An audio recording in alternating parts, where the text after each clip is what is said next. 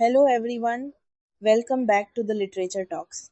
आज एक ही वीडियो में आपका पूरा यूनिट 4 अमेरिकन लिटरेचर का शॉर्ट स्टोरीज पेपर, 4 टेक्स्ट्स, एक वीडियो, हिंदी में, एग्जाम डायरेक्ट।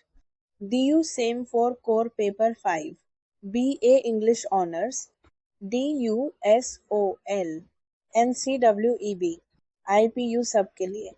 पेपर कल है, परसों है या नेक्स्ट वीक, कोई बात नहीं, ये सेशन में सब कवर हो जाएगा।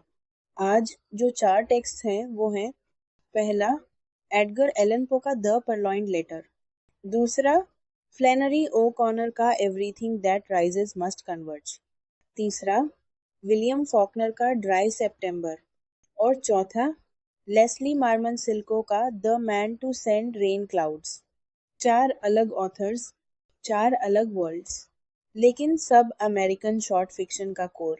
चैप्टर मार्कर्स नीचे हैं, किसी भी टेक्स्ट पे सीधा जंप कर सकते हो, और अगर किसी स्टोरी का इंडिविजुअल वीडियो चाहिए, डिस्क्रिप्शन में लिंक्स दे देंगे। चलिए शुरू करते हैं पो के साथ। आज हम बात करेंगे एडगर एलन पो की एक बहुत फैसिनेटिंग डिटेक्टिव स्टोरी के बारे में, द परलॉइंड लेटर। अब पहले ये समझो कि इस स्टोरी की खास बात क्या है। ज़्यादातर डिटेक्टिव स्टोरीज में हम ये जानने की कोशिश करते हैं कि क्राइम किसने किया, वो हुडनिट फॉर्मेट होता है, लेकिन इस स्टोरी में क्रिमिनल का नाम शुरू से ही पता है। तो फिर सस्पेंस क्या है? सस्पेंस ये है कि डिटेक्टिव उस क्रिमिनल से स्मार्टर कैसे निकलता है, और इस प्रोसेस में पो हमें एक बहुत इंपॉर्टेंट इंटेलेक्चुअल लेसन देता है कि जो चीज़ सबसे ऑब्वियस जगह होती है, वो कभी-कभी सबसे अच्छी हाइडिंग स्पॉट होती है। इस वीडियो के एंड तक आप लोग इस स्टोरी का प्लॉट, कैरेक्टर्स, नैरेटिव टेक्निक और थीम्स सब कुछ इतने क्लियरली समझेंगे कि एग्जाम में कोई भी क्वेश्चन आए, आप कॉन्फिडेंटली आंसर कर सकोगे। शुरू करते हैं। एडगर एलन पो, ऑथर का बैकग्राउंड। एडगर एलन पो का जन्म 19 जनवरी 1809 को बोस्टन, मैसाचुसेट्स में हुआ और उनकी डेथ अक्टूबर 1849 में हुई। वो एक American short story writer, critic, editor और पोएट थे जिनकी राइटिंग में मिस्ट्री और मुकाबरे, नेमली डार्क और डिस्टर्बिंग सब्जेक्ट्स का एक कंसिस्टेंट फैसिनेशन दिखता था। वो अमेरिका में art for art sake concept के एक चीफ प्रोपोनेंट थे, specifically poem for poem sake. मतलब उनके लिए लिटरेचर सिर्फ लिटरेचर के लिए होना चाहिए, किसी बड़े मोरल पर्पस की ज़रूरत नहीं है। वो रोमांटिसिज्म के दौर के राइटर थे, और उनके साथ Hawthorne, Herman Melville, Ralph Waldo Emerson और हेनरी डेविड थोरो जैसे कंटेम्पररीज थे। उनकी पर्सनल लाइफ बहुत टर्बुलेंट रही। वो प्रोफेशनल एक्टर्स एलिजाबेथ, आर्नोल्ड और डेविड के घर पैदा हुए, लेकिन टॉडलर एज में ही ऑर्फन हो गए जब उनके पेरेंट्स की डेथ हो गई। जॉन एलन नाम के एक रिचमंड मर्चेंट ने उन्हें अपने घर में रखा। यूनिवर्सिटी ऑफ वर्जीनिया गए, लेकिन गैम्बलिंग डेब्ट्स और इनसफिशिएंट फाइनेंशियल सपोर्ट की वजह से वापस आना पड़ा। रिलेशंस गार्डियन के साथ डिटेरियोरेट हुए और फाइनेंशियल कंडीशन भी खराब थी, तो वो मिलिट्री में एक असम्ड नेम से ज्वाइन हो गए। इसी मुश्किल पीरियड में उन्होंने राइटिंग शुरू की और टैमरलैन एंड अदर पोएम्स पब्लिश की। न्यूयॉर्क सिटी में शिफ्ट होने के बाद उनका लिटरेरी करियर प्रॉपरली शुरू हुआ। उन्होंने प्रोज में टर्न किया और पीरियोडिकल्स के लिए लिखने लगे। MS found in a bottle story ने बाल्टिमोर वीकली से एप्रिसिएशन और कैश रिवॉर्ड मिला। द रेवन पोएम से उन्हें नेशनल अटेंशन मिली। वाइफ की डेथ के बाद का पीरियड भी राइटिंग के लिए इम्पैक्टफुल रहा। अक्टूबर 1849 में वो इस दुनिया से चले गए। एग्जाम के लिए 2 मोस्ट इम्पॉर्टेंट फैक्ट्स। पहला, पो को मॉडर्न डिटेक्टिव स्टोरी का पायनियर माना जाता है। दूसरा, the murders in the rue ओक, जो 1841 में ग्राहम्स मैगजीन में पब्लिश हुआ, वो डिटेक्टिव फिक्शन की पहली प्रॉपर स्टोरी मानी जाती है, और पो ने साइंस फिक्शन जॉनर में भी सिग्निफिकेंट कंट्रीब्यूशन किया। स्टोरी का इंट्रोडक्शन और कॉन्टेक्स्ट। द परलॉइंड लेटर पहली बार 1844 में, द गिफ्ट फॉर 1845 में पब्लिश हुई और फिर वाइडली रीप्रिंटेड हुई। ये पो की 3 डिटेक्टिव स्टोरीज की ट्रिलॉजी का हिस्सा है, और बाकी दो हैं the murders in the room morgue और द मिस्ट्री ऑफ मैरी रोजे। तीनों स्टोरीज में सी। ऑगस्ट टुपिन नाम का एक फिक्शनल डिटेक्टिव है जो स्टोरी का हीरो है। परलॉइन का मतलब होता है किसी चीज को बिना परमिशन के साइलेंटली चुराना या अप्रोप्रिएट करना। सिर्फ टाइटल से ही सस्पेंस क्रिएट होता है। कौन सा लेटर, किसने परलॉइंट किया, किस काम के लिए, यह सवालों की वजह से रीडर नेचुरली एंगेज हो जाता है। स्टोरी एक लैटिन फ्रेज से शुरू होती है, सेनेका का निल सेपियंशिये ऑडियोसियस एक्यूमेने निमियो, जिसका इंग्लिश में मतलब है nothing is more hateful to wisdom than excessive cunning. ये पूरी स्टोरी का सेंट्रल मैसेज है। जब कोई बहुत ज्यादा कनिंग होने की कोशिश करता है वो खुद के लिए नुकसानदेह हो जाता है, और यही मिनिस्टर डी के साथ होता है इस स्टोरी में। समरी, अब स्टोरी को प्रॉपरली समझते हैं, सीन बाय सीन। सेटिंग है पेरिस का एक छोटा सा रूम। एक अनमेड फर्स्ट पर्सन नैरेटर है जो क्वाइटली अपने दोस्त सी ऑगस्ट डुपिन के साथ बैठा है और रूम मोर्ग की पुरानी केस के बारे में सोच रहा था। तभी मौसियो जी अराइव करता है, जो पेरिस पुलिस का प्रीफेक्ट है। वो एक केस लेके आया है जिसमें उसे डुपिन की हेल्प चाहिए। केस ये है, एक रॉयल लेडी के पास एक लेटर था जिसमें एक और आदमी के बारे में सेंसिटिव इंफॉर्मेशन थी। अगर ये इंफॉर्मेशन पब्लिक हो जाती तो वो आदमी सीरियसली डिस्ग्रेस्ड हो सकता था। ये लेटर एक मिनिस्टर डी ने चुरा लिया। अब मिनिस्टर डी उस लेटर की वजह से लेडी को ब्लैकमेल कर सकता है और उसे कंट्रोल कर सकता है, क्योंकि अगर लेडी मिनिस्टर को एक्सपोज करने की कोशिश करे तो वो भी उस सेंसिटिव इंफॉर्मेशन से कॉम्प्रोमाइज्ड हो जाएगी। लेटर चुराने का तरीका बहुत क्लेवर था। लेडी वो लेटर पढ़ रही थी जब वो आदमी जिसका लेटर में जिक्र था अचानक अपार्टमेंट में आ गया। लेडी ने लेटर सीधा टेबल पे रख दिया बिना छुपाए, क्योंकि अगर वो सडनली छुपाती तो और ज्यादा सस्पिशियस लगता। तभी मिनिस्टर डी अराइव करता है। मिनिस्टर की लिंक्स आई ने तुरंत लेटर देखा और उसकी इम्पोर्टेंस समझ ली। उसने स्पॉन्टेनियसली अपना एक सिमिलर दिखने वाला लेकिन इनसिग्निफिकेंट लेटर वहां रख दिया और लेडी का इम्पोर्टेंट लेटर उठा लिया। लेडी ये सब देख रही थी लेकिन कुछ नहीं कर सकती थी, क्योंकि वो आदमी भी वहां मौजूद था जिसकी वजह से वो लेटर सेंसिटिव था। अब मिनिस्टर डी के पास लेटर है और वो लेडी पर डेंजरस पावर एक्सरसाइजेस कर रहा है। लेडी डेस्परेट हो गई और उसने प्रीफेक्ट को अपना सीक्रेट बताया और हेल्प मांगी। प्रीफेक्ट ने डुपिन को बताया कि पुलिस ने मिनिस्टर डी के होटल को कई बार थरोली सर्च किया, सर्वेंट्स को इंटॉक्सिकेट करके, हर नुक और कॉर्नर चेक करके, लेकिन लेटर नहीं मिला। लेटर मिनिस्टर डी के बॉडी पे भी नहीं मिला जब उसे ट्वाइस वैलेट किया गया। डुपिन ने सुना और सजेस्ट किया कि घर एक बार फिर सर्च करें। एक महीने बाद प्रीफेक्ट फिर वापस आया। लेटर अभी भी नहीं मिला और रिवॉर्ड 25,000 फ्रैंक्स हो गया था। प्रीफेक्ट बहुत फ्रस्ट्रेटेड था। डुपिन ने एक सिंपल काम किया। उसने प्रीफेक्ट से कहा कि चेक लिखो। प्रीफेक्ट ने हैरान होकर 25,000 फ्रैंक्स का चेक लिखा और डुपिन ने ओरिजिनल लेटर दे दिया। केस सॉल्व हो गया। डुपिन का मेथड, अब समझना है कि डुपिन को लेटर कहाँ मिला और क्यों पुलिस फेल हुई। डुपिन ने एक्सप्लेन किया कि पुलिस ने वहां लेटर ढूंढा जहां पुलिस खुद छुपाती। पुलिस की सोच कन्वेंशनल थी, एलिब्रेट हाइडिंग स्पॉट्स, फर्नीचर के नीचे, फ्लोरबोर्ड्स के अंदर, वॉलपेपर्स के पीछे। लेकिन एक स्मार्ट पॉलिटिशियन जानता है कि ये सब चीजें पुलिस सबसे पहले चेक करती है। डुपिन ने एक चिल्ड्रंस गेम का एनालॉजी दिया, इवन एंड ऑड का गेम। एक बच्चा अपने हाथ में मार्बल्स छुपाता है, दूसरा गेस करता है कि इवन है या ऑड। जो बच्चा कंसिस्टेंटली सही गेस करता है वो अपने ओपोनेंट के थॉट प्रोसेस में घुस जाता है। वो ओपोनेंट की तरह सोचता है, इमिटेट्स करता है और इसी बेसिस पे सही गेस करता था। डुपिन ने इस सिंपल एनालॉजी से अपना डिटेक्टिव मेथड डिराइव किया। Identification of the reasoner's, intellect with that of his opponent. ये फ्रेज याद करो, एग्जाम में डायरेक्ट आता है। डुपिन ने सोचा कि एक स्मार्ट पॉलिटिशियन जो जानता है कि पुलिस कन्वेंशनल जगहों पे ढूंढेगी, लेटर उस जगह रखा है जहां बिल्कुल ऑब्वियस हो, वो जगह जहां कोई ढूंढेगा ही नहीं क्योंकि वो बहुत एविडेंट है। डुपिन ने मिनिस्टर डी के अपार्टमेंट का विजिट किया। ब्रॉडली सर्वे करते हुए मेंटल पीस पे विजिटिंग कार्ड्स के बीच एक लेटर हैंगिंग था, कंप्लीटली विजिबल। वो लेटर टॉर्न था, क्रम्पल्ड था और फोल्ड बैक किया हुआ था अपने आप में, जो नॉर्मल नहीं था। डुपिन समझ गया कि यही ओरिजिनल लेटर है, डिलिबरेटली डिशेवर्ड बनाया गया है ताकि ओरिजिनल ना लगे। डुपिन ने डिलिबरेटली अपना स्नफ बॉक्स अपार्टमेंट में छोड़ा, वापस आने के लिए, एक्सक्यूज क्रिएट करने के लिए।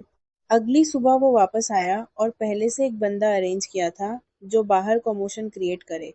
मिनिस्टर विंडो की तरफ गया कॉमोशन देखने के लिए, और उसी मोमेंट में डुपिन ने ओरिजिनल लेटर अपने पास रख लिया और वहां एक फेक लेटर रख दिया। ओरिजिनल लेटर रिकवर हो गया। फेक लेटर में डुपिन ने फ्रेंच पोएम की लाइंस लिखी थी जो ट्रांसलेट होती हैं, so baneful a scheme if not worthy of Atreus is worthy of Thyestes. ये क्रेबियन की ट्रेजेडी से एक क्लासिकल रेफरेंस है जिसमें थाइएस्टीस ने अपने भाई एट्रियस की वाइफ को सेड्यूस किया था और एट्रियस ने रिवेंज में थाइएस्टीस के बेटों को मार के फीस्ट में सर्व किया था। डुपिन ये कह रहा है कि मिनिस्टर डी जैसे थाइएस्टीस था, उसने बिट्रेयल किया और अब एट्रियस की तरह रिवेंज मिलेगा। और डुपिन ने खुद बताया कि मिनिस्टर डी ने किसी वक्त वियना में उसे पर्सनली रॉन्ग किया था, तो ये प्रोफेशनल ड्यूटी के साथ पर्सनल रिवेंज भी था। Detective fiction genre.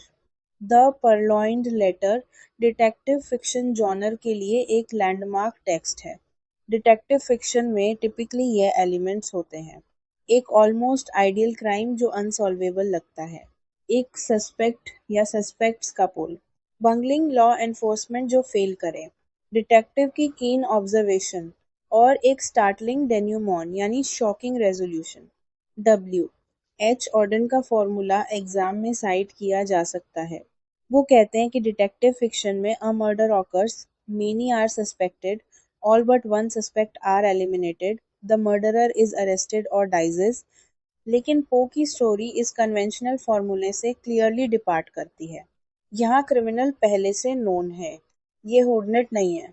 इशू ये नहीं कि क्राइम किसने किया, इशू ये है कि एविडेंस कैसे रिकवर किया जाए। यह पो का एक्सपेरिमेंटल अप्रोच है जिसने डिटेक्टिव फिक्शन को नया डायरेक्शन दिया। डुपिन और शर्लॉक होम्स के बीच कंपैरिजन भी एग्जाम में इम्पोर्टेंट है। दोनों की फ्रेंडशिप अनमेड नैरेटर के साथ ऑलमोस्ट आइडेंटिकल है, जैसे होम्स और डॉ वॉटसन दोनों क्वर्की इंटरेस्ट रखते हैं और नॉन ट्रेडिशनल सब्जेक्ट्स में एक्सपर्टाइजेस। डुपिन जूलॉजी में स्पेशलाइजेस करता है और होम्स ह्यूमन एनाटमी में। दोनों क्राइम्स रिक्रिएशनल एक्टिविटी की तरह सॉल्व करते हैं, प्रोफेशनल ऑब्लिगेशन की तरह नहीं। जॉर्ज ग्रेला का कोड जरूर याद करो। पो ने डिटेक्टिव स्टोरी इन्वेंट की और इट्स बेसिक कन्वेंशंस एस्टेब्लिश किए। डुपिन की ड्यूअल टेम्परामेंट है, both creative and resolvent, combining intuition of poet with analytical ability of mathematician। यह फ्यूजन उसे एक्स्ट्राऑर्डिनरी डिडक्टिव पावर्स देता है। Narrative technique. स्टोरी एक अनमेड फर्स्ट पर्सन नैरेटर के perspective से अनफोल्ड होती है। वो ओमनी प्रेजेंट है, डुपिन और प्रीफेक्ट की कन्वर्सेशंस का विटनेस है और रीडर्स को सब कुछ रिले करता है। ये एक फ्रेम नैरेटिव है, मतलब स्टोरी विद इन स्टोरी, क्योंकि प्रीफेक्ट की इन्वेस्टिगेशन की डिटेल्स बाद में रिवील होती है, ना कि शुरू में। रिचर्ड हल का ऑब्जर्वेशन एग्जाम के लिए इम्पोर्टेंट है: Poe's prefect of police is a panoptic detective, but he fails because he lacks Dupin's poetic understanding। Panoptic मतलब panoramic surveillance, हर जगह मॉनिटर करना। पुलिस थरो सर्विलांस करती है लेकिन इमेजिनेशन और क्रिएटिविटी की कमी की वजह से फेल होती है। थीम्स। पहला थीम है power dynamics. Letter power represent करता है इस पूरी स्टोरी में। जब लेडी के पास लेटर था, एक सर्टेन पावर थी। मिनिस्टर ने लेटर चुरा लिया तो पावर शिफ्ट हो गई और लेडी वल्नरेबल हो गई। वो पब्लिकली मिनिस्टर को एक्सपोज नहीं कर सकती थी क्योंकि सोसाइटी में उसकी क्रेडिबिलिटी और पोजीशन मिनिस्टर से कम थी और शायद लोग उसकी बात बिलीव ना करते। ये जेंडर हायरार्की है जो डायरेक्टली पावर डायनामिक्स को अफेक्ट करती है। डुपिन ने लेटर वापस लाके पावर रिस्टोर की। और नोट करो कि स्टोरी में वो परलॉइंड लेटर सिर्फ एक इल्यूजन ऑफ पावर रिप्रेजेंट करता है जो ना लेडी के पास एक्चुअली थी ना मिनिस्टर के पास। दूसरा थीम है लॉजिक का यूज। ये एक रेशियोसिनेशन स्टोरी है, मीनिंग इंडक्टिव और डिडक्टिव रीजनिंग पे बेस्ड स्टोरी। डुपिन ने प्योर लॉजिक से लेटर का लोकेशन डिड्यूस किया, चिल्ड्रंस गेम का analogy, identification of the reasoner's, intellect with that of his opponent, simple और अनएम्बेलिश्ड मेथड्स। पुलिस के ग्रैंड एलिब्रेट सर्विलांस के opposite Dupin के simple logical deductions effective थे। तीसरा थीम है साइकोलॉजिकल इन्वेस्टिगेशन। डुपिन की investigation human mind की deep understanding पे बेस्ड है।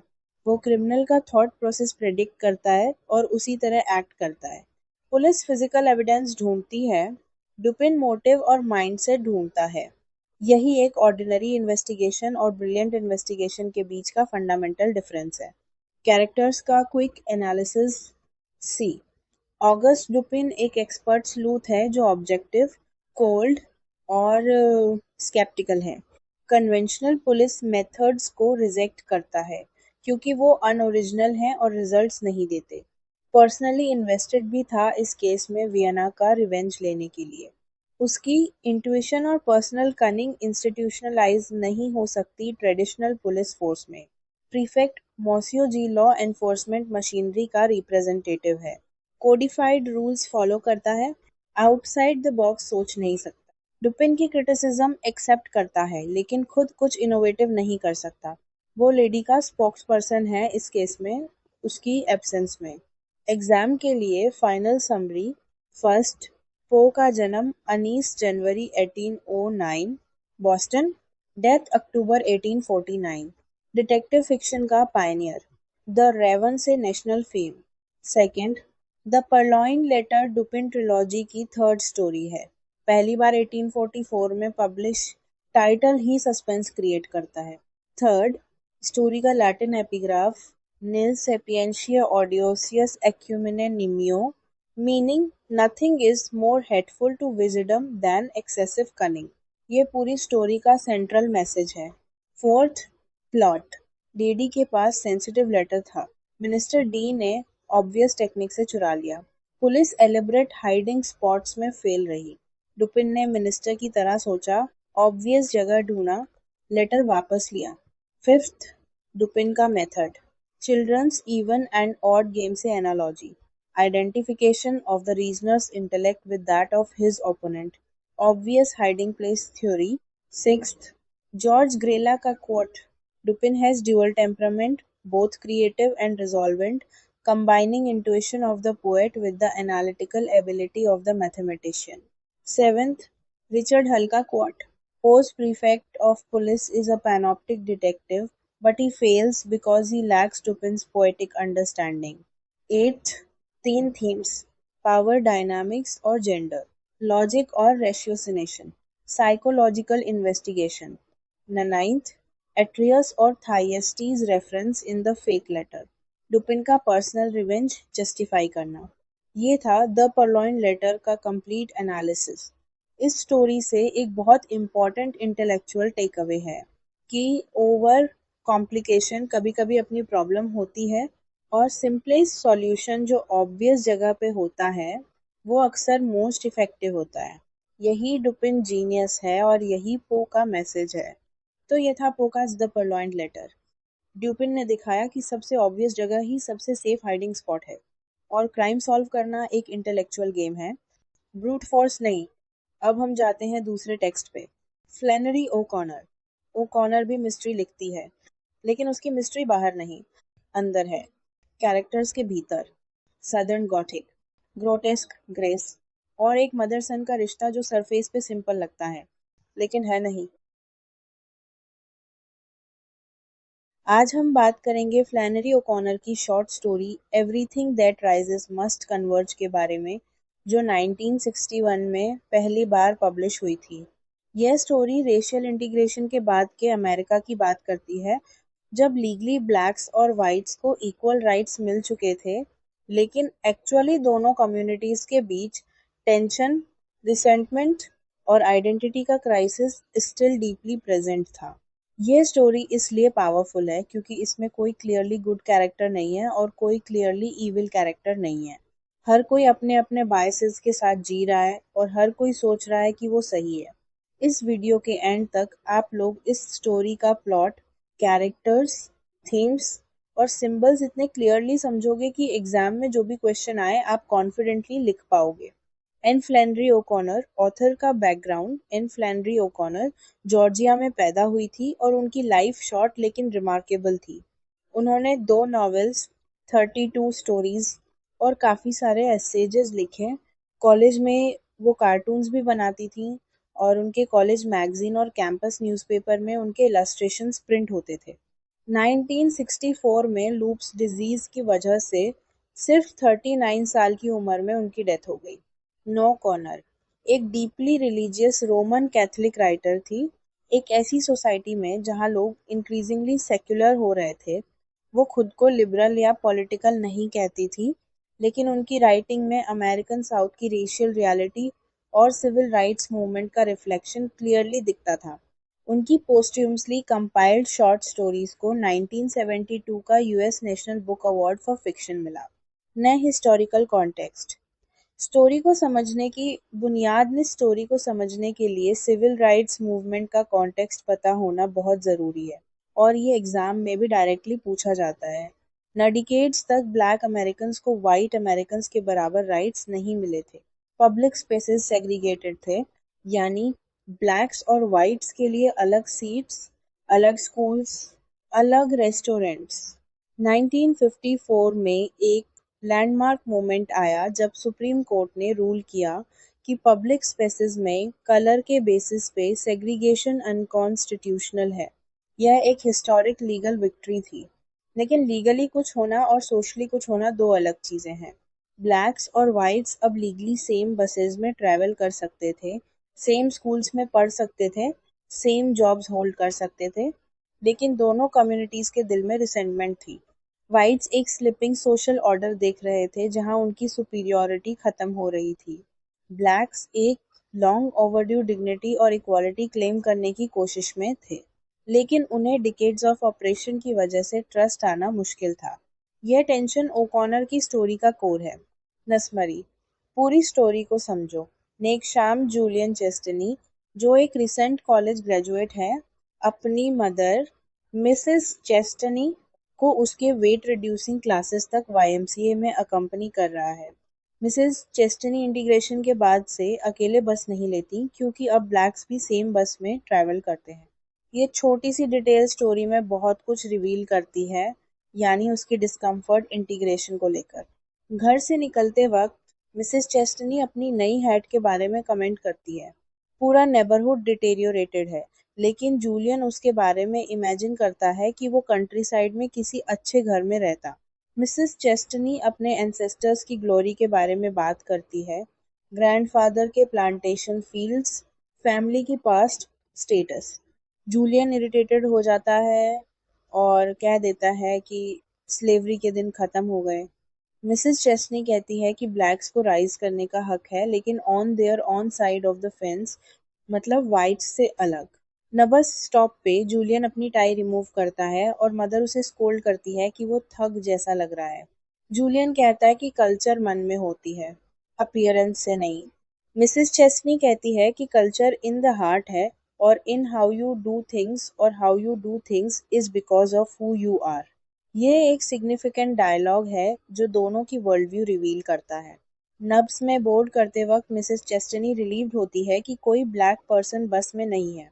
वो एक वाइट वुमन से कन्वर्सेशन स्टार्ट करती है और जूलियन के बारे में बात करती है कि वो टाइपराइटर्स बेचता है लेकिन राइटर बनना चाहता है। जूलियन अपने मेंटल बब्बल में स्लिप हो जाता है जहां वो अपनी मदर को ऑब्जर्व करता है और जज करता है। स्टोरी में एक पावरफुल कोट है इस मेंटल बब्बल के बारे में। It was a kind of mental bubble in which he established himself when he could not bear to be a part of what was going on around him.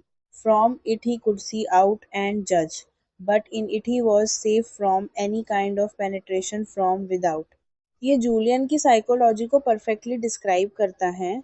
वो सोचता है कि वो लिबरल और एनलाइटेंड है, लेकिन एक्चुअली वो reality से डिस्कनेक्टेड है। एक वेल ड्रेस्ड ब्लैक मैन बस में बोर्ड करता है और न्यूज़पेपर पढ़ने लगता है। जूलियन उसे अनकंफर्टेबल फील कराना चाहता है अपनी मदर को लेसन सिखाने के लिए, तो वो ब्लैक मैन से लाइटर मांगने की कोशिश करता है, लेकिन ये एम्बैरेसिंग हो जाता है क्योंकि जूलियन स्मोक भी नहीं करता। ब्लैक मैन को भी अवकवर्ड लगता है। ये इंसिडेंट दिखाता है कि जूलियन एक्चुअली ब्लैक पीपल से कनेक्ट ही नहीं कर सकता, चाहे कितनी भी कोशिश करें। एंड फिर एक सलन लुकिंग ब्लैक वुमन एक बेबी के साथ बस में बोर्ड करती है। जूलियन नोटिस करता है कि वो ब्लैक वुमन एग्जैक्टली वही हैट पहन रही है जो जूलियन की मदर ने पहनी हुई है। जूलियन सोचता है कि यह इंसिडेंट उसकी मदर को एक परफेक्ट लेसन देगा, लेकिन मच टू हिज बिविल्डरमेंट उसकी मदर इस इंसिडेंट से अम्यूज्ड हो जाती है, शॉक्ड नहीं। वो बेबी के साथ खेलने लगती है। जूलियन जानता है कि उसकी mother lumped all children black and white into the common category Q. Black woman अपने बेबी को जूलियन की मदर से दूर खींचती है। न दोनों वुमन एक ही स्टॉप पे उतरती हैं।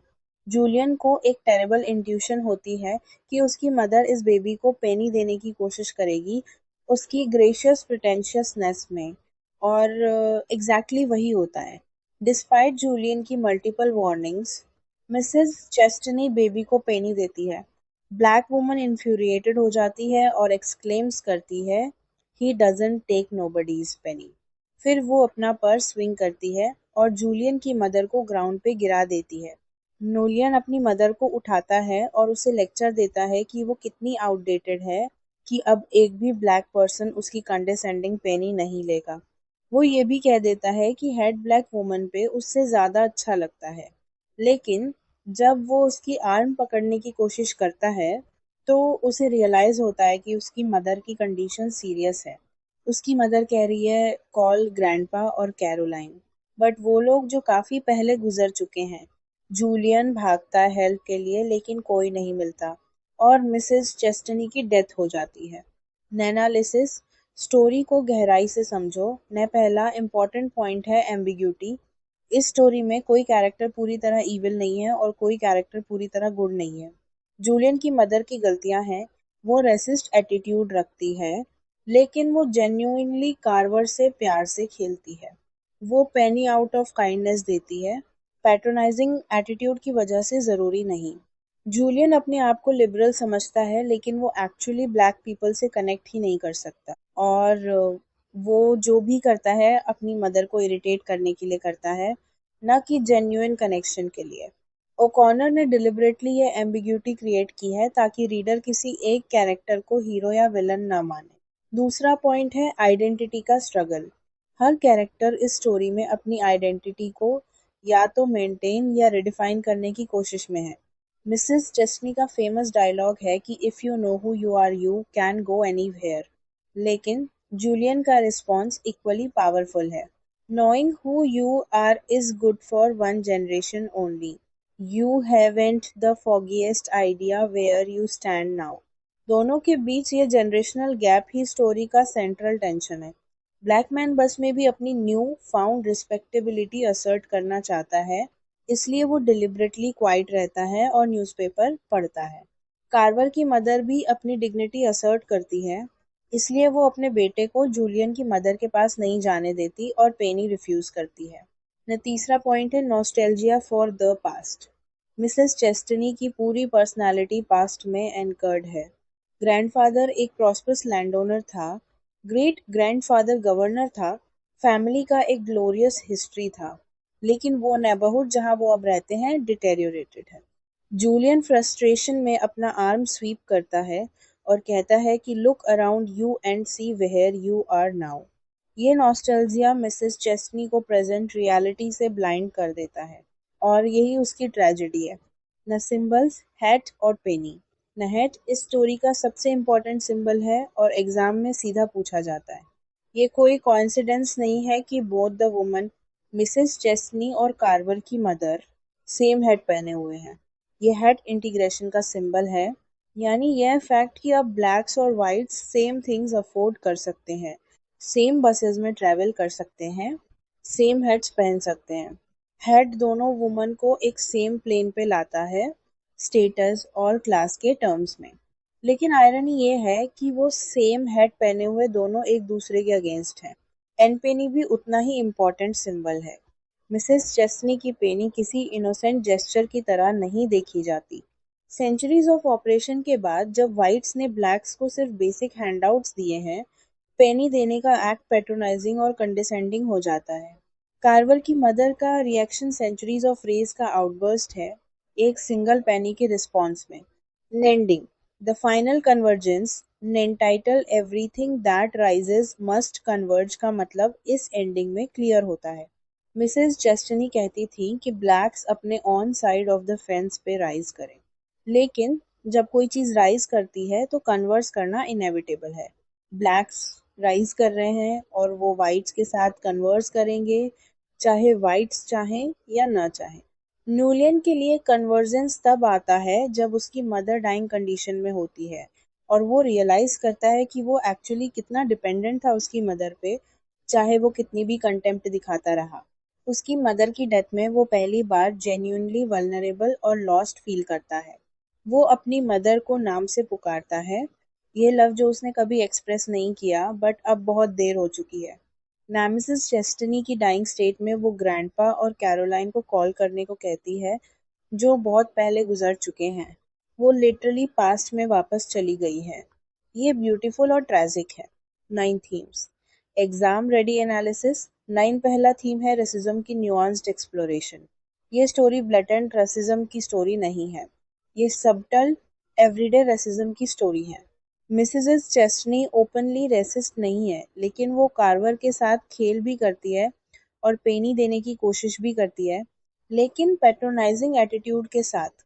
जूलियन अपने आप को एंटी रेसिस्ट कहता है, लेकिन एक्चुअली वो ब्लैक पीपल को इंस्ट्रूमेंट की तरह यूज करता है अपनी मदर को इरिटेट करने के लिए। ओकॉनर ये सजेस्ट करती हैं कि ये subtle unconscious racism sometimes blatant racism से ज़्यादा डेंजरस होती है। दूसरा थीम है सोशल ऑर्डर का ब्रेकडाउन।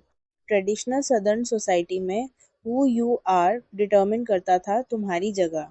मिसेस चेस्टनी इसको फॉर्मली बिलीव करती है, लेकिन इंटीग्रेशन ने इस हायरार्की को चैलेंज किया है।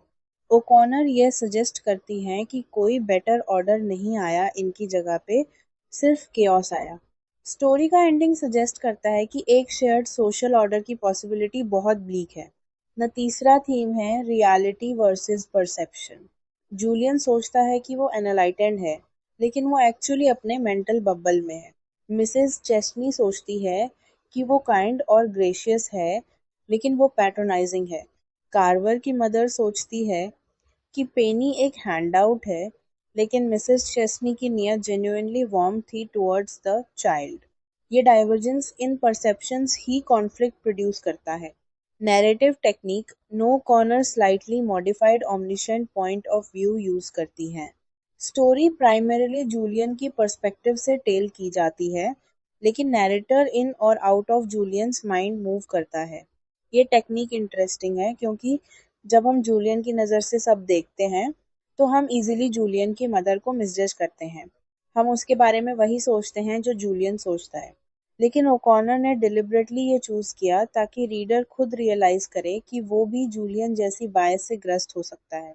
नया characters. Quick summary. Julian, recent college graduate, अपने आप को लिबरल समझता है लेकिन एक्चुअली अपनी मदर से ज़्यादा डिफरेंट नहीं। ब्लैक पीपल से जेन्यूनली कनेक्ट नहीं कर सकता, अपनी मदर के लिए कंटेम्प्ट दिखाता है लेकिन डीपली डिपेंडेंट भी है उनसे। उसकी मेंटल बबल उसकी बिगेस्ट वीकनेस है, क्योंकि वो उसे रियलिटी से डिस्कनेक्ट करती है। नोलियन की मदर मिसेस चेस्टनी ओल्ड सदर्न जेंटिलिटी की रिप्रेजेंटेटिव है। रेसिस्ट एटीट्यूड्स रखती है लेकिन ओपनली क्रूअल नहीं है। पास्ट में जी रही है। जेन्युइनली अपने बेटे की केयर करती है, इसलिए उसे अकम्पनी करवाती है क्लासेस में। पेनी का एक्ट कंडिसेंडिंग था, लेकिन उसकी नियत काइंड थी towards Carver as a child. उसकी डेथ ट्रेजिक है क्योंकि वो अपने पास्ट में वापस चली गई डाइंग मोमेंट में। नाइन कार्वर की मदर, ब्लैक वुमन जो अपनी डिग्निटी फियर्सली प्रोटेक्ट करती है। सेंचुरीज ऑफ ऑपरेशन की वजह से वो मिसेस चेस्टनी की एनी जेस्चर को चैरिटी या कंडेसेंशन की तरह रीड करती है। उसका रिएक्शन वायलेंट है लेकिन सेंचुरीज ऑफ रेज का प्रोडक्ट है। और एक फाइनल थॉट। इस स्टोरी का मैसेज ये है कि इंटीग्रेशन सिर्फ एक लॉ पास कर देने से नहीं आता, वो दिल से आता है, सोच से आता है, अपने बायसेस को एक्नॉलेज करने से आता है। हर कैरेक्टर इस स्टोरी में अपने बायसेस के ब्लाइंड स्पॉट्स में जीता है, और ट्रेजेडी तब होती है जब वो ब्लाइंड स्पॉट्स रियलिटी से कोलाइड करते हैं। ओ कॉर्नर कोई सॉल्यूशन नहीं देती, सिर्फ मिरर दिखाती है, और वो मिरर आज भी रेलेवेंट है। तो ये था ओकॉनर का everything that rises must converts. Julian और उसकी मदर दोनों अपनी अपनी दुनिया में जीते हैं, और दोनों गलत हैं। ओकॉनर का सदर्न गॉथिक अब एक स्टेप और डार्क होने वाला है फॉकनर के साथ। अगर ओकॉनर ने दिखाया कि प्रेजुडिस अंदर छुपा होता है, फॉकनर दिखाएगा कि वो बाहर आके क्या करता है। ड्राई सितंबर, रेशियल वायलेंस, मॉब मेंटालिटी, और एक टाउन जो सच से पहले ही जज कर लेता है। आज हम बात करेंगे विलियम फॉकनर की शॉर्ट स्टोरी ड्राई सितंबर के बारे में, जो 1931 में पब्लिश हुई थी। ये एक ऐसी स्टोरी है जो डायरेक्टली रेस, जेंडर और मॉब वायलेंस के इंटरसेक्शन को एक्सप्लोर करती है। और जो चीज़ इस स्टोरी को इतना पावरफुल बनाती है वो ये है कि इसमें जो वायलेंस होती है वो एक रूमर पे बेस्ड होती है। सिर्फ एक रूमर, किसी ने एक्चुअली कुछ हुआ देखा नहीं, किसी को कंफर्म नहीं है क्या हुआ, लेकिन एक इनोसेंट ब्लैक मैन की जान चली जाती है। यह स्टोरी आज भी उतनी ही रेलेवेंट है जितनी तब थी, और इस वीडियो में हम इस स्टोरी को उसके हिस्टोरिकल कॉन्टेक्स्ट के साथ समझेंगे, सेक्शन बाय सेक्शन समरी देखेंगे, थीम्स और कैरेक्टर्स एनालाइज करेंगे, और मैं ये इंश्योर करूंगी कि एग्जाम में जो भी क्वेश्चन आए तुम कॉन्फिडेंटली आंसर कर सको। शुरू करते हैं। विलियम फॉकनर, ऑथर का बैकग्राउंड। विलियम कथबर्ट फॉकनर का जन्म 25 सितंबर 1897 को न्यू अल्बेनी, मिसिसिपी में हुआ। वो एक प्रोलिफिक अमेरिकन राइटर थे जिनके कॉर्पस में नॉवेल्स, शॉर्ट स्टोरीज और पोएट्री सब कुछ शामिल है। उन्होंने 1920s और 1930s में, जो सदर्न रेनेसां के ईयर्स थे, अपना ज़्यादातर इम्पोर्टेंट काम प्रोड्यूस किया। फॉकनर को नोबेल प्राइजेस इन लिटरेचर मिला, और 2 पुलित्जर प्राइजेस भी उनके नाम है। फॉकनर की राइटिंग का एक इमेजिनरी लैंडस्केप है जिसे वो योकना पटोफा कहते हैं, जो एक्चुअली मिसिसिपी का एक फिक्शनलाइज्ड वर्जन है। इस लैंडस्केप पे वो साउथ के रेशियल कंसर्न्स, जेंडर इश्यूज और वायलेंस के पैटर्न्स एक्सप्लोर करते हैं। उनकी स्टोरीज साउथ के एंटीबेलम, ये तो सिविल वॉर से पहले के ज़माने की यादें रखती हैं, और दिखाती हैं कि वो पास्ट आज भी प्रेजेंट को कैसे शेप करता है। नोबेल प्राइज बैंक्वेट स्पीच में फॉकनर ने कहा कि गुड राइटिंग के लिए सिर्फ एक चीज़ इम्पॉर्टेंट है, the problems of the human heart in conflict with itself.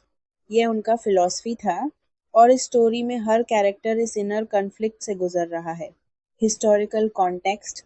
Dry सितंबर को समझने के लिए इसका हिस्टोरिकल बैकग्राउंड क्लियरली पता होना चाहिए। ये एग्जाम के लिए भी डायरेक्टली इम्पॉर्टेंट है। सिविल वॉर 1861 से 1865 तक चली। ये वॉर स्लेवरी के टेरेन पे लड़ी गई थी। नॉर्दर्न स्टेट्स का यूनियन, जिसे प्रेसिडेंट अब्राहम लिंकन लीड कर रहे थे, स्लेवरी एबॉलिश करना चाहता था। सदर्न स्टेट्स का कन्फेडरेसी, जो 11 स्लेव स्टेट्स से बना था, स्लेवरी के खिलाफ था क्योंकि साउथ की पूरी एग्रेरियन इकोनॉमी और plantation system free slave labour पे डिपेंडेंट था। सिविल वॉर का रिजल्ट था emancipation proclamation. Emancipation proclamation Lincoln ने सितंबर 22, 1862 को इंट्रोड्यूस किया।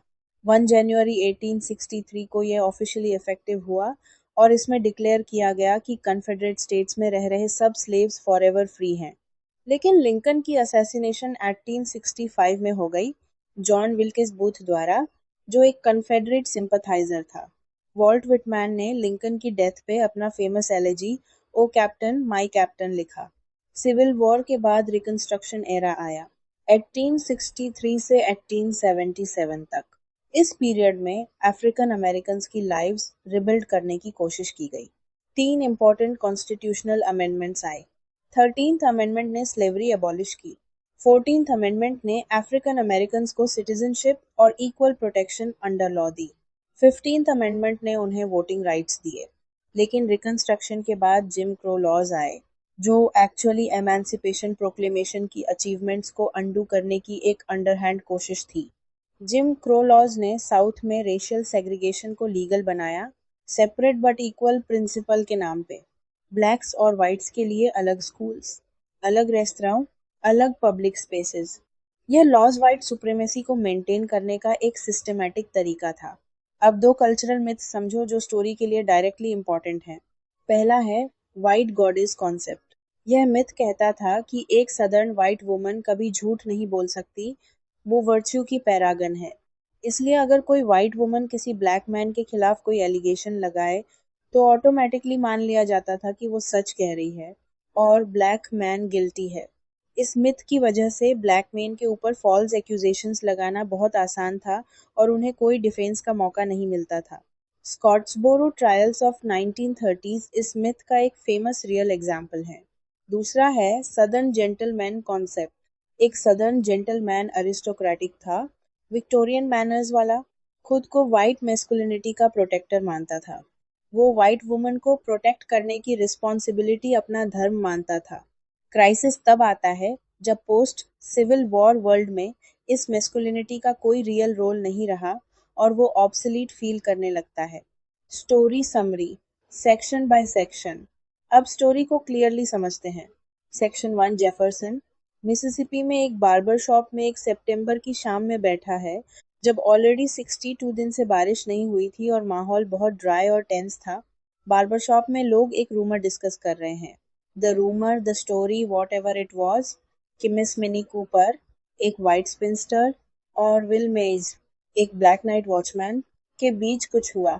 कोई नहीं जानता एग्जैक्टली क्या हुआ, लेकिन ओपिनियंस ऑलरेडी फॉर्म हो चुके हैं। एक बार्बर, हेनरी हॉक्शॉ, विल मेज की इनोसेंस की बात करता है। वो कहता है आई नो विल मेज और इंसिस्ट करता है कि वो ऐसा नहीं कर सकता। लेकिन उसकी बात कोई नहीं सुनता। जो लोग विल को डिफेंड करने की कोशिश करते हैं, उन्हें डैम निगर लवर कहा जाता है या पूछा जाता है, do you accuse a white woman of lying? McLendon, एक वॉर हीरो, अराइव करता है और तुरंत सिचुएशन को अपने हाथ में ले लेता है। वो एक मॉब ऑर्गेनाइज करता है और कहता है कि he will not let a black son rape a white woman on the streets of Jefferson. Hawkshaw desperately mob के पीछे भागता है विल को बचाने की कोशिश में। सेक्शन 2, मिस मिनी कूपर की बैक स्टोरी। वो काफ़ी ज़्यादा इम्पोर्टेंट कैरेक्टर है और उसको केयरफुली एनालाइज करना चाहिए। अपनी यूथ में वो टाउन की पॉपुलर, डिज़ायरेबल वुमन थी, लेकिन वो अपनी कंटेम्पोरेरीज की तरह मैरिज नहीं कर पाई, आगे नहीं बढ़ पाई। एजिंग के साथ कोई भी उसे नोटिस नहीं करता था। उसने एक बैंक कैशियर के साथ ब्रीफली अफेयर किया था जो उसे एक बार फिर नोटिस में ले आया था, लेकिन वो भी खत्म हो गया। अब वो अपनी यंग कजिन्स के साथ टाइम स्पेंड करती है, ड्रेसिंग अप करती है, मूवीज देखने जाती है, लेकिन lounging main did not even follow her with their eyes anymore. वो इनविजिबिलिटी फील करती है और डेस्परेटली अटेंशन चाहती है। सेक्शन 3, मैकलेंडन और उसका गैंग आइस प्लांट पे पहुंचते हैं जहां विल मेज काम करता था। वो उसे किडनैप करते हैं, हैंडकफ करते हैं और कार में डाल लेते हैं। विल प्लीड करता है कि वो इनोसेंट है। हॉक्शॉ भी प्लीड करता है। कोई नहीं सुनता। कार में मैकलेंडन विल को मारता है। कुछ होता है। हॉक्शॉ कार से कूद जाता है। फॉकनर डायरेक्टली लिंचिंग सीन नहीं दिखाता, लेकिन ये क्लियर है कि विल मेज को मार दिया गया। मैकलेंडन और बाकी लोग वापस आते हैं, सिर्फ बुच नहीं आता। हॉक्शॉ लिंपिंग वापस टाउन में आता है। सेक्शन 4, अब टाउन का एटमॉस्फेयर कंप्लीटली बदल गया है। Not a Negro on the square, not one, यानी ब्लैक लोगों की प्रेजेंस कंप्लीट हटा दी गई है। अब मिनी अपनी फ्रेंड्स के साथ मूवी देखने जाती है और सडनली वो सेंटर ऑफ अटेंशन बन गई है। वो यंग मेन भी उसे नोटिस कर रहे हैं। उसकी फ्रेंड्स उसे एक्साइटेडली डिटेल्स पूछती हैं और their eyes darkly glitter, secret and passionate. Mini hysterical हो जाती है और उसे घर ले जाया जाता है। यह एक्साइटमेंट और क्यूरियोसिटी डीपली डिस्टर्बिंग है, क्योंकि वो असल में विल मेज की डेथ को सेलिब्रेट कर रही हैं बिना ओपनली कहते। सेक्शन 5, मैकलेंडन अपने घर वापस आता है। वो फिजिकली अपनी वाइफ को असॉल्ट करता है बिना किसी प्रोवोकेशन के। वो पेंट करता है, एक हंटेड एनिमल जैसा। स्टोरी इस इमेज पे खत्म होती है। थीम्स, पहला थीम है एम्बिग्यूटी और डाउट। स्टोरी में कभी क्लियरली कंफर्म नहीं किया जाता कि मिनी के साथ एक्चुअली कुछ हुआ या नहीं। The rumour, the story, what ever it was, यह डेलिबरेटली वेग लैंग्वेज है। मैकलेंडन खुद कहता है what the hell difference does it make, जब कोई पूछता है कि क्या एक्चुअली कुछ हुआ, ये दिखाता है कि मॉब के लिए ट्रुथ इरेलेवेंट है। वो अपना नैरेटिव ऑलरेडी डिसाइड कर चुके हैं।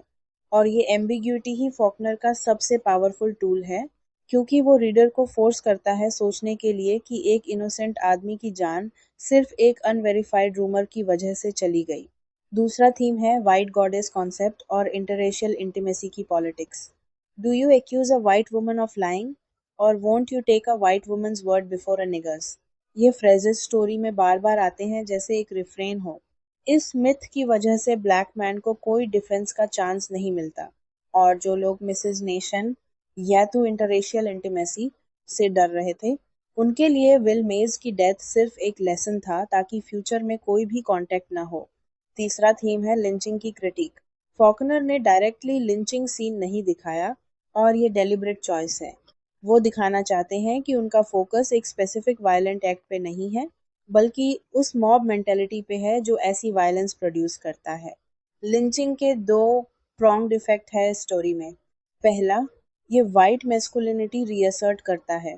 दूसरा, यह ब्लैक कम्युनिटी को इंटिमिडेट करता है और उन्हें कॉमन स्पेसेस से दूर रखता है। मिनी का पब्लिक स्पेसेस में वापस आना और मेन का उसे नोटिस करना ये प्रूव करता है। लिंच होने के बाद प्यूरिफाइड वाइट स्पेस में मिनी की डिजायरेबिलिटी फिर से एक्टिवेट हो जाती है। फोर्थ थीम है crisis of white masculinity. McLendon war hero था, लेकिन पोस्ट वॉर जेफरसन में उसकी कोई वैल्यू नहीं है। उसकी मैस्कुलिनिटी ऑब्सोलीट हो गई है। वो मॉब को लीड करके विल को किल करके टेम्पोरेरीली वो वॉरियर फीलिंग वापस पाता है, लेकिन अल्टीमेटली वो अपनी वाइफ को बीट करता है, जो प्रूव करता है कि वो एक्चुअली वाइट वुमन का प्रोटेक्टर नहीं है, वो सिर्फ वायलेंस का एडिक्ट है। स्टोरी का लास्ट सेक्शन डेलिबरेटली मैकलेंडन के घर में सेट है, सिर्फ इसलिए कि यह हाइपोक्रेसी एक्सपोज की जा सके। फिफ्थ थीम है वेदर का सिंबॉलिक रोल। ड्राई सितंबर, 62 दिन से कोई रैन नहीं, ब्लडी सितंबर ट्वाइलाइट, ये सब सिर्फ फिजिकल वेदर नहीं, बल्कि मॉरल एरिडिटी का मेटाफर है। सोसाइटी में एथिकल रीजनिंग ड्राई हो गई है, कंपैशन खत्म हो गई है। वेदर एक एक्सक्यूज भी है कैरेक्टर्स के लिए उनके एक्शंस को जस्टिफाई करने का। इट्स दिस टर्न वेदर, एक कैरेक्टर कहता है, जैसे वेदर उन्हें कुछ भी करने पे फोर्स कर रही हो। ये आयरनी है। सिक्स्थ थीम है मूविंग पिक्चर्स का रोल। सिनेमा मिनी के फैंटेसीज और डिल्यूजन्स का सोर्स है। वो सिल्वर स्क्रीन पे ब्यूटीफुल डिजायरेबल वुमन देखती है और खुद को वहां फिट करने की कोशिश करती है, लेकिन जब वो नहीं फिट होती तो डेवेस्टेशन होता है। A miniature fairyland with its lighted lobby and colored lithographs of life caught in its terrible and beautiful mutations। ये फॉकनर की डिस्क्रिप्शन है सिनेमा की, जो रियलिटी और फैंटेसी के बीच की डेंजरस गैप को हाईलाइट करता है। Characters, Miss Minnie Cooper, late thirties में है, वंस पॉपुलर, अब इग्नोर्ड। एजिंग के साथ सोसाइटी ने उसे कास्टअवे की तरह ट्रीट किया। उसकी मेन स्केयर स्टोरीज की हिस्ट्री है। उसने कोई एलिगेशन लगाई, लेकिन फॉकनर ने डेलिबरेटली उसकी वॉइस स्टोरी में नहीं दी। वो हमेशा दूसरों की ओपिनियन से डिफाइन की जाती है, खुद बोलती नहीं। ये वुमेन की साइलेंसिंग का कमेंट्री है। विल मेज, ब्लैक नाइट वॉचमैन, स्टोरी का सेंट्रल एक्यूज्ड, लेकिन उसकी फिजिकल प्रेजेंस टेक्स्ट में बहुत कम है। हम उसे सिर्फ सेक्शन 3 में ब्रीफली एक हैंडकफ्ड लीडिंग फिगर की तरह देखते हैं। उसकी मार्जिनैलिटी स्टोरी में साउथ की रेसिस्ट सोसाइटी में ब्लैक लाइव्स की मार्जिनैलिटी को रिफ्लेक्ट करती है। मैकलेंडन, वॉर हीरो, मॉब लीडर, उसका फिजिक और पोस्चर वो poster boy southern gentleman define करता है, लेकिन अल्टीमेटली वो अपनी वाइफ को बीट करता है, जो उसकी हाइपोक्रेसी एक्सपोज करती है। वो वाइट मैस्कुलिनिटी के क्राइसिस का सबसे क्लियर एग्जाम्पल है। हेनरी हॉक्शॉ, वॉइस ऑफ रीजन, एक वाइट बार्बर जो विल की इनोसेंस की बात करता है। फॉकनर ने ये कैरेक्टर इसलिए क्रिएट किया ताकि रेस की एक मोर कॉम्प्लेक्स पिक्चर प्रेजेंट की जा सके। ये दिखाने के लिए कि रेसिस्ट साउथ में भी कुछ वाइट लोग रीजन और मोरालिटी के साथ खड़े थे। Narrative technique, story third person में अनेम्ड नैरेटर की पर्सपेक्टिव से है, जो ऑमनिशियंट नहीं है लेकिन अनरिलायबल भी नहीं है। वो इवेंट्स रिले करता है बिना जजमेंट पास किए। सजेशन और ऑब्लिक हिंट्स यूज करता है डायरेक्ट स्टेटमेंट की जगह, जो एक्चुअली मैसेज को और पावरफुल बनाता है। ये मॉडर्निस्ट अप्रोच है। स्ट्रीम ऑफ कॉन्शियसनेस टेक्निक जैसे एलिमेंट्स भी हैं, और फॉकनर की टिपिकली लॉन्ग एलाबोरेट सेंटेंसेस इस स्टोरी में भी प्रेजेंट हैं। और एक फाइनल थॉट जो इस स्टोरी को आज रेलेवेंट बनाता है। ब्लैक लाइव्स मैटर मूवमेंट ने रिसेंटली दुनिया का ध्यान रेस बेस्ड वायलेंस पे दोबारा लाया। फॉकनर की यह स्टोरी 1931 में लिखी गई थी, लेकिन इसका मैसेज अनचेंज्ड है। एक रूमर, एक मॉब, एक इनोसेंट जान और एक सोसाइटी जो फैक्ट्स से ज़्यादा अपने प्रेजुडिसेस पे ट्रस्ट करती है। ये स्टोरी आज भी एक मिरर है जो अमेरिकन सोसाइटी को और ग्लोबली हर सोसाइटी को दिखाता है कि रेशियल हेट्रेड कैसे ऑपरेट करता है और कैसे एक इंसान की डिग्निटी और जान एक फैब्रिकेटेड नैरेटिव की में ले ली जाती है। तो ये था फॉकनर का ड्राई सितंबर। विल मेयस, एक आदमी जिसे कोई प्रूफ नहीं था, सिर्फ एक रूमर था, और वो काफी था। अभी तक 3 टेक्स्ट्स में, पो, ओकॉनर, फॉकनर, हम अमेरिकन साउथ और उसकी डार्कनेस में थे। चौथा टेक्स्ट एक अलग दुनिया है। Leslie Marmon Silko, native American writer, American west, Pueblo culture, और एक स्टोरी जहां डेथ को ग्रीफ नहीं, सेरेमनी से हैंडल किया जाता है। The man to send rain clouds, सबसे छोटा टेक्स्ट लेकिन सबसे डिस्टिंक्ट वॉइस। आज हम बात करेंगे लेस्ली मार्मन सिल्को की short story the man to send rain clouds के बारे में, जो 1967 में लिखी गई थी। ये एक ऐसी स्टोरी है जो दो बिल्कुल अलग कल्चर्स के बीच के टेंशन को एक्सप्लोर करती है, नेटिव अमेरिकन लगुना पुएब्लो कल्चर और क्रिश्चियनिटी। लेकिन यह स्टोरी सिर्फ कॉन्फ्लिक्ट की नहीं है, ये सर्वाइवल की भी है और एडेप्टेशन की भी। ये दिखाती है कि एक कम्युनिटी अपनी कल्चर को कैसे प्रोटेक्ट करती है जब दूसरी डोमिनेंट कल्चर उसे असिमिलेट करने की कोशिश करती है, और साथ में वो दूसरी कल्चर के कुछ एलिमेंट्स को भी कितनी स्किलफुली अपनी ज़रूरत के हिसाब से यूज़ कर लेती है। इस वीडियो के एंड तक आप लोग इस स्टोरी का प्लॉट, कैरेक्टर्स, थीम्स और सिंबल्स इतने क्लियरली समझोगे कि एग्जाम में जो भी क्वेश्चन आए आप कॉन्फिडेंटली आंसर कर सको। लेस्ली मार्मन सिल्को ऑथर का बैकग्राउंड। लेस्ली मार्मन सिल्को एक native American novelist, poet, story writer और एसेइस्ट हैं।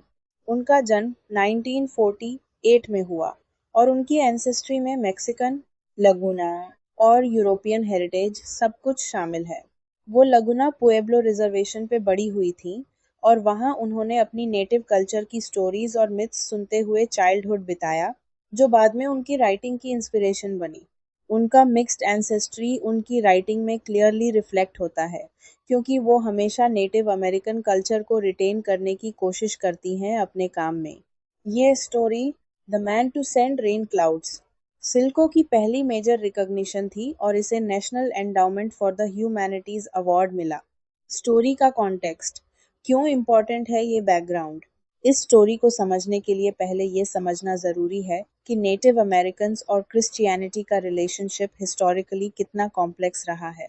जब यूरोपियन सेटलर्स अमेरिका आए, तो उनके साथ क्रिश्चियन मिशनरीज भी आए, जिन्होंने नेटिव अमेरिकन्स को क्रिश्चियनिटी में कन्वर्ट करने की कोशिश की। ये कन्वर्जन ऑफन फोर्सफुल थी और इसका मतलब था कि नेटिव अमेरिकन से उनकी अपनी कल्चर, ट्रेडिशंस और बिलीफ्स छीनने की कोशिश की गई। लगुना पुएब्लो ट्राइब न्यू मेक्सिको में रहती है।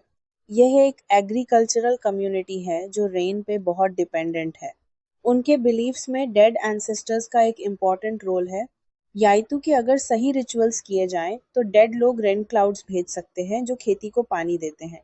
यह बिलीफ क्रिश्चियनिटी से फंडामेंटली अलग है, जहां सिर्फ गॉड रेन भेजता है।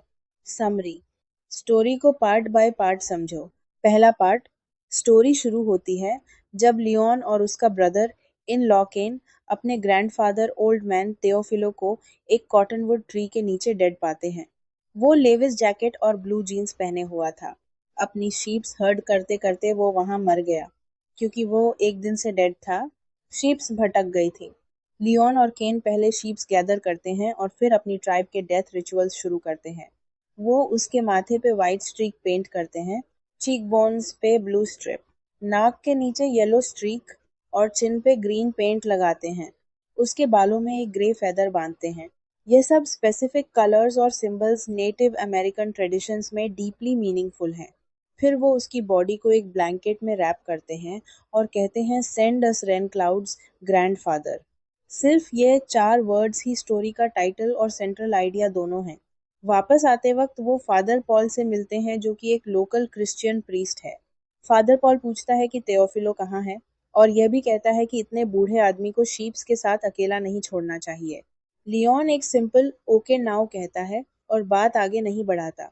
ये लियोन का डेलिब्रेट साइलेंस बहुत इंपॉर्टेंट है। दूसरा पार्ट, घर पहुंच के लियोन और केन तेओफिलो की डेथ की खबर देते हैं। लियोन की वाइफ लुइस और तेरेसा तेओफिलो को ट्राइबल कस्टम्स के हिसाब से नए कपड़े पहनाती हैं। केन सनसेट से पहले बरियल कंप्लीट करने की अर्जेंसी की बात करता है। एक नेबर ग्रेवडिगर्स के लिए खाना लाता है, फैमिली के लिए नहीं, ग्रेवडिगर्स के लिए, ताकि वो अपना काम खत्म करने के बाद खाना खा सकें। यह कम्युनिटी का एक प्रैक्टिकल और केयरिंग जेस्चर है। तीसरा पार्ट, फ्यूनरल प्रोसीडिंग्स होते हैं। लोग तेओफिलो की बॉडी के आसपास कॉर्नमील स्प्रिंकल करते हैं ताकि आफ्टर लाइफ में उसे खाने की कमी न हो। फ्यूनरल खत्म होने के बाद बॉडी को पिकअप में लोड करके ग्रेवयार्ड की तरफ ले जाते हैं। इसी वक्त लुइस हेजिटेंटली लियोन से पूछती है कि क्या वो फादर पॉल से रिक्वेस्ट कर सकते हैं कि वो बॉडी पे होली वाटर स्प्रिंकल करें। लियोन रेडिली अग्री करता है। चौथा पार्ट, केन फैमिली को ग्रेवयार्ड ले जाता है और लियोन चर्च के गेट पे उतर जाता है फादर पॉल को लाने के लिए। फादर पॉल तेओफिलो की डेथ सुन के अपसेट होता है, लेकिन तुरंत क्रिश्चियन बरियल ट्रेडिशंस की बात करने लगता है। वो पहले होली वाटर स्प्रिंकल करने से इनकार करता है क्योंकि क्रिश्चियन बरियल ट्रेडिशन फॉलो नहीं की गई। लेकिन लियोन उस पर प्रेशर नहीं डालता। वो सिंपली और कामली एक्सप्लेन करता है। Eventually father Paul holy water sprinkle करने के लिए राजी हो जाता है। जब फादर पॉल पहली बार तेओफिलो की बॉडी ग्रेवयार्ड में देखता है, तो वो स्केप्टिकल हो जाता है। उसे लगता है कि ये लगुना पुएब्लो ट्राइब का कोई ट्रिक है हार्वेस्ट के लिए। फिर भी वो होली वाटर पोर करता है। वो देखता है कि होली वाटर दरिया की तरफ से आते ही सूखी जमीन में इमीडिएटली अब्जॉर्ब हो जाती है। लियोन सनसेट देख के खुश होता है क्योंकि सारे रिचुअल सनसेट से पहले कंप्लीट हो गए जैसे उनकी ट्रेडिशन रिक्वायर करती है। और वो ये भी सोचता है कि होली वाटर स्प्रिंकल होने की वजह से big thunder clouds for sure आएंगे। एनालिसिस, स्टोरी की डीपर मीनिंग। पहला इंपॉर्टेंट पॉइंट, नेटिव कस्टम्स का पोर्ट्रेयल। स्टोरी के शुरुआत से ही दोनों कल्चर्स के बीच का कॉन्ट्रास्ट क्लियर है। तेओफिलो का लेविस जैकेट और ब्लू जीन्स पहने होना इंटरेस्टिंग है, या तो वो पार्शली मॉडर्न क्लोथ्स में है। लेकिन डेथ रिचुअल्स पूरी तरह नेटिव अमेरिकन है। फेस पेंटिंग के specific colours, grey feather, blanket में रैपिंग, ये सब डेलिब्रेट और मीनिंगफुल एक्ट्स हैं। Send us rain clouds, grandfather कहना सिर्फ एक प्रेयर नहीं है, यह एक बिलीफ सिस्टम है।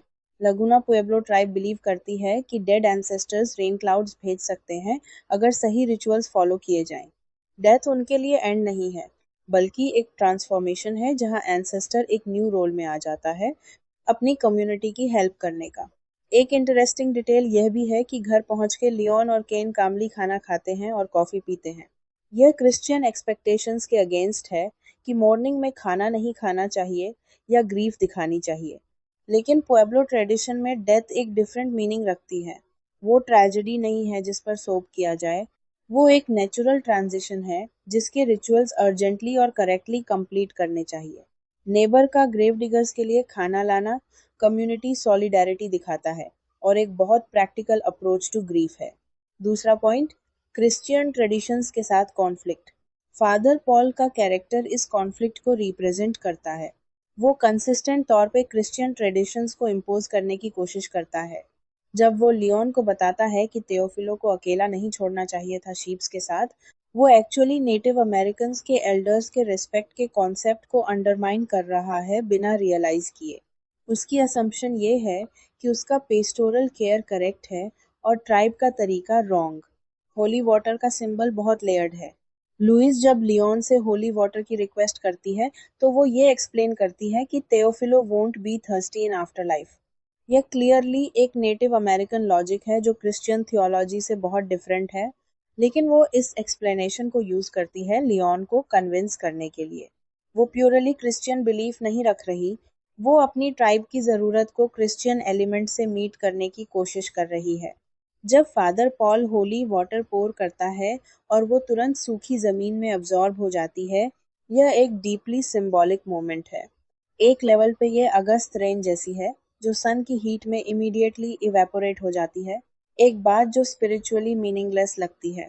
दूसरे लेवल पे ये ज़मीन की डेस्परेट थर्स्ट दिखाता है और तेओफिलो की कम्युनिटी की डेस्परेट नीड ऑफ रेन। और आयरनी ये है कि लियोन बिलीव करता है कि ये होली वाटर चाहे क्रिश्चियन ट्रेडिशन से आया हो, उनके लिए बिग थंडर क्लाउड्स लाएगा। तीसरा पॉइंट, सिल्को की इम्प्लाइड क्रिटिक ऑफ क्रिश्चियनिटी। यह स्टोरी सिर्फ कल्चरल डिफरेंस दिखाने तक सीमित नहीं है। सिल्को क्रिश्चियनिटी की भी सबटल क्रिटिक करती हैं। जब लियोन फादर पॉल के घर जाता है, वो डिस्क्राइब करता है the brown sofa, the green armchair and the brass lamp that hung down from the ceiling by links of chain. ये सब एक्सपेंसिव आइटम्स हैं। एक ऐसी कम्युनिटी में जो फाइनेंशियली स्ट्रगल करती है, एक रिलीजियस फिगर का इतना कंफर्टेबल, एक्सपेंसिव घर रखना एक हाइपोक्रेसी है, क्योंकि क्रिश्चियनिटी नीड और ऑस्टेरिटी की बात करती है। फादर पॉल का नाम भी डेलिब्रेट है। न्यू टेस्टामेंट का अपोस्टल पॉल वो मिशनरी था जिसने सबसे ज़्यादा लोगों को क्रिश्चियनिटी में कन्वर्ट किया। फादर पॉल का नाम इस ट्रेडिशन को कंटिन्यू करता है। वो भी कन्वर्जन में इंटरेस्टेड है, जेन्युइन स्पिरिचुअल वेलफेयर में नहीं। सिंबलिज्म, दो इम्पॉर्टेंट सिंबल्स। चर्च का door symbols of the lamb से डेकोरेटेड है। जीसस क्राइस्ट को गुड शेफर्ड भी कहा जाता है, जो अपने शीप के लिए काम करता है। उनका इंटरमीडियरी है गॉड के साथ। तेओफिलो शीप्स हर्ड करते करते मर गया और अब वो अपनी कम्युनिटी का इंटरमीडियरी बन गया है, उनके लिए रेन क्लाउड्स भेजने वाला। ये पैरेलल ब्यूटीफुल और मीनिंगफुल है। तेओफिलो एक जीसस लाइक फिगर है अपनी कम्युनिटी के लिए, डेथ के बाद भी रेलेवेंट, अपनी कम्युनिटी की हेल्प करने वाला। स्टोरी का title the man to send rain clouds भी ड्यूअल मीनिंग रखता है। तेओफिलो वो मैन है जिसे रेन क्लाउड्स भेजना है अपनी कम्युनिटी के लिए, लेकिन फादर पॉल भी एक तरह का man to send rain clouds बन जाता है, क्योंकि लियोन बिलीव करता है कि होली वाटर रेन लाएगी। तो फादर पॉल, चाहे वो जानता नहीं, पुएब्लो ट्राइब के बिलीफ सिस्टम में पार्टिसिपेट कर रहा है और अनोइंगली उनका इंटरमीडियरी बन रहा है। Themes, exam ready analysis. इस स्टोरी का सेंट्रल थीम है कल्चरल कॉन्फ्लिक्ट और सर्वाइवल। फादर पॉल कंसिस्टेंटली अपनी क्रिश्चियन कल्चर इम्पोज करने की कोशिश करता है। लियोन कंसिस्टेंटली, कैमली और नॉन कन्फ्रंटेशनली अपनी ट्राइब की ट्रेडिशंस प्रोटेक्ट करता है। लियोन का अप्रोच कन्फ्रंटेशनल नहीं है, लेकिन वो अल्टीमेटली अपनी कल्चर को प्रोटेक्ट करने में सक्सेसफुल होता है, और ये सर्वाइवल एक इंटरेस्टिंग तरीके से होता है। लियोन फादर पॉल से होली वाटर मांगता है, यही तो एक क्रिश्चियन एलिमेंट यूज करता है अपनी पुएब्लो बिलीफ को फुलफिल करने के लिए। वो क्रिश्चियनिटी को असिमिलेट नहीं कर रहा, वो क्रिश्चियनिटी के एक एलिमेंट को अपनी ज़रूरत के हिसाब से यूज कर रहा है। यह एक प्रैग्मेटिक सर्वाइवल स्ट्रैटेजी है और सिल्को इसको एंडोर्स करती हैं। दूसरा थीम है डेथ का अलग कॉन्सेप्शन। क्रिश्चियन ट्रेडिशन में डेथ एक सॉम्बर इवेंट है, मॉर्निंग है, लास्ट राइट्स है ताकि सोल को रेस्ट मिले। पुएब्लो ट्रेडिशन में डेथ एक ट्रांसफॉर्मेशन है, अर्जेंसी है कि रिचुअल्स करेक्टली हो जाएं ताकि एंसेस्टर अपना न्यू रोल फिल कर सके, रेन क्लाउड्स भेजना। तीसरा थीम है कम्युनिटी सॉलिडारिटी, नेबर्स का खाना लाना, ग्रेवडिगर्स का काम, सबका मिलकर रिचुअल्स कंप्लीट करना। ये सब एक टाइटली निट कम्युनिटी दिखाता है जो अपने मेंबर्स का ख्याल रखती है। कैरेक्टर्स का क्विक एनालिसिस। लियोन स्टोरी का मेन प्रोटैगनिस्ट है। वो काम डिग्निफाइड और प्रैग्मेटिक है। वो अपनी ट्रेडिशन में डीप फेथ रखता है लेकिन नॉन कन्फ्रंटेशनल है। फादर पॉल से वो आर्गू नहीं करता, वो सिंपली अपना काम करता है। होली वाटर मांगना उसकी प्रैग्मेटिज्म दिखाता है। वो यूजफुल चीज़ें दोनों कल्चर से ले सकता है अपनी कम्युनिटी के बेनिफिट के लिए। फादर पॉल क्रिश्चियन अथॉरिटी का रिप्रेजेंटेटिव है। वो वेल इंटेंशनड हो सकता है लेकिन उसकी अप्रोच इम्पोजिंग है। वो कन्वर्जन में इंटरेस्टेड है और पेस्टोरल केयर का क्लेम करता है, लेकिन वो तेओफिलो की अटेंडेंस के बारे में ज़्यादा कंसर्न था उसकी वेलबींग से। वो स्केप्टिकल है होली वाटर यूज़ करने से, लेकिन इवेंचुअली रिलेंट करता है। वो अल्टीमेटली एक आउटसाइडर है इस कम्युनिटी में।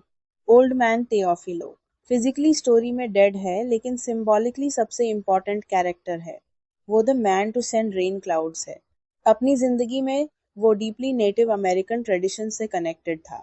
शीप्स हर्ड करता था, सेरेमोनियल डांसेस के लिए मॉकेसिन्स बनाता था, चर्च नहीं जाता था। उसकी डेथ ही पूरी स्टोरी की कैटलिस्ट है। और एक फाइनल थॉट जो इस स्टोरी को टाइमलेस बनाता है। यह स्टोरी इम्पोज करने की पॉलिटिक्स के बारे में है। याइतू एक डोमिनेंट कल्चर का किसी माइनॉरिटी कल्चर पे अपनी वैल्यूज और ट्रेडिशंस थोपना। फादर पॉल जेन्युइनली सोचता है वो हेल्प कर रहा है, लेकिन हेल्प तभी हेल्प होती है जब दूसरी कम्युनिटी उसे हेल्प माने। लियोन ने अपनी कल्चर की टर्म्स पे इस सिचुएशन को हैंडल किया, फादर पॉल की टर्म्स पे नहीं। और इसमें है नेटिव अमेरिकन कल्चर की रेजिलियंस और सिल्को का मैसेज कि अपनी रूट से कनेक्टेड रहना ही सर्वाइवल है। तो ये था पूरा यूनिट 4, 4 अमेरिकन शॉर्ट स्टोरीज एक वीडियो में। Quick recap. पो ने दिखाया डिटेक्टिव फिक्शन में इंटेलेक्ट ही वेपन है। Obvious place, hidden in plain sight. O'Connor ने दिखाया सदर्न ग्रोटेस्क में ग्रेस वायलेंट होती है। जूलियन के प्रेजुडिस का कन्फ्रंटेशन उसकी अपनी मदर से। फॉकनर ने दिखाया मॉब को सच नहीं चाहिए, सिर्फ एक नैरेटिव चाहिए। विल मेयस इसका शिकार हुआ। और सिल्को ने दिखाया एक कम्युनिटी अपनी डेथ को अपने तरीके से हैंडल करती है, किसी और की परमिशन के बिना। 4 अलग वॉइसेस, 4 अलग अमेरिकाज। अगर किसी भी टेक्स्ट पे डीपर जाना है, इंडिविजुअल वीडियोस डिस्क्रिप्शन में लिंक्ड हैं। और अगर यह वीडियो काम आई, सब्सक्राइब करना मत भूलना। हर पेपर, हर टेक्स्ट हिंदी में, एग्जाम रेडी। पढ़ते रहो और ऑल द बेस्ट।